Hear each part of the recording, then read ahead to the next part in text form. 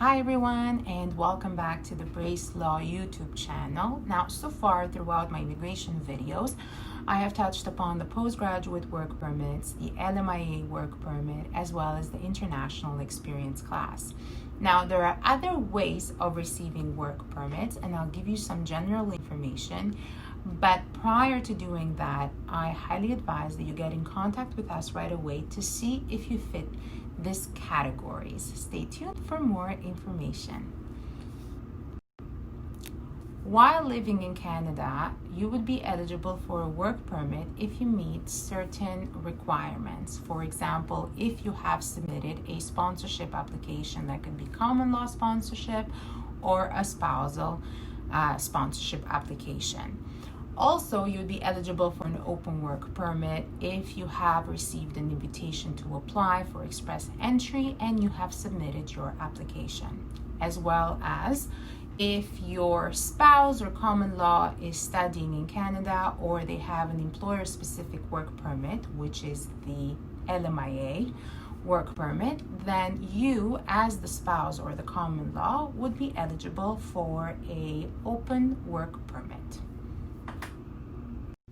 Other ways would also be if you're a vulnerable worker, which would probably grant you work permit, an open work permit for 6 months, as well as if you are an approved refugee claimant awaiting your hearing at the Immigration and Refugee Board, you would be eligible for an open work permit, as well as if you are under a removal order that's been stayed, you would still be eligible for an open work permit.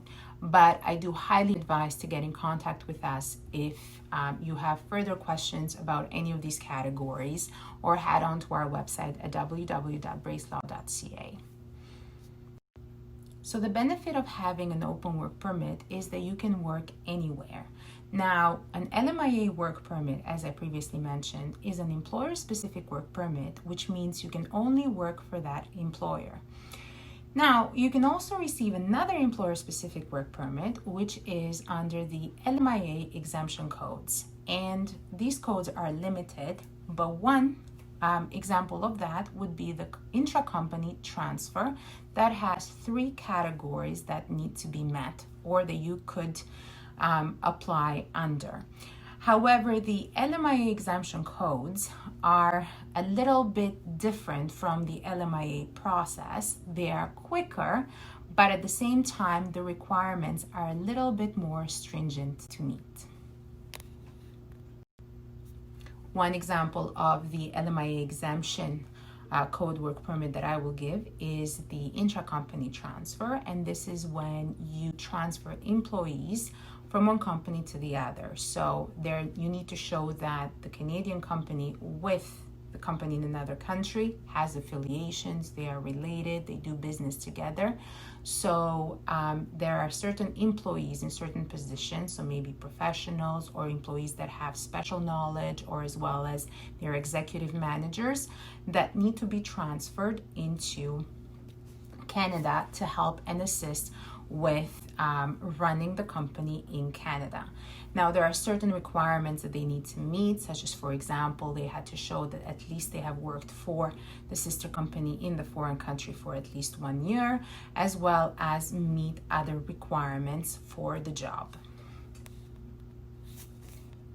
One thing that I personally like about the Lmia exemption code work permits is that if you are from a visa exempt country, then you can apply for a work permit upon entrance into Canada at a port of entry if you meet all of the requirements. So we highly advise to get in contact with us and to explore your options and whether or not you would be eligible under one of the codes that would satisfy an Lmia exempt work permit. I hope you guys found this video informative. For more information, please head on to our website, www.bracelaw.ca, or you can get in touch with us to book a consultation, or if you wish to retain our services, please do so either online or over the phone, and we would be more than happy to assist you. Thank you for tuning in, and I'll see you next time.